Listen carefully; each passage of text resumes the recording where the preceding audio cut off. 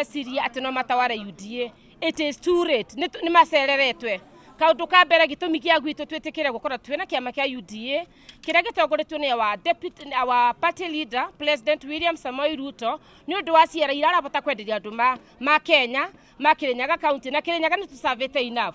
Kaundu kara kangi ndenda kuga ni atiriri ithu some of us twana twarwa njera twana kidinapwa guti kundu kibiswa ngimutwara kaja bete mwere ndenda kumira atiriri ndenda kumira mukire mutikanegere ndenda kumira atiriri guti kundu mungitwara kundu kara magonu wikano gutwika ati aguka itu matakwire magitwara makirira wiathani ona nyu titikabaturuga mutu kiathanira wiathani ta imagine arume ukira arume mothe makirinyaga ati ni uramaretera atongoria witau ndutware mutongore gwaku mucie huo wiu moria we guku tondu ni turana ruta wira guku ni ati Kirinyaga ni UDA nyene ngoretwo ndi speaker guku miaka 5 na ndikio ndirauga nyumiriirie na ngakorwo ndi kiama kiu kia UDA tondu niguo andu a Kirinyaga marenda koguo riria uguikara Nairobi na muno ri kawira ga kwa point utiga ukaguthurwo ni wega umenye ati ithu tuthuretwo ni turauga ati tuguthie uria andu a Kirinyaga marenda.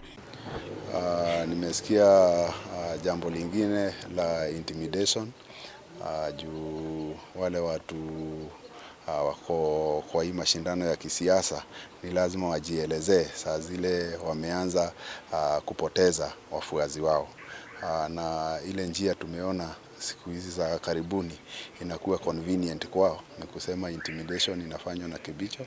Nataka niseme hivi, Kibicho ni mfanyikazi wa serikali mwenye anajua sheria, mwenye anatii sheria. Taenda pia niwape civic education, niwaelezee hata ile bottoms up wanasemaga, niwaelezee vile inaweza fanya kazi.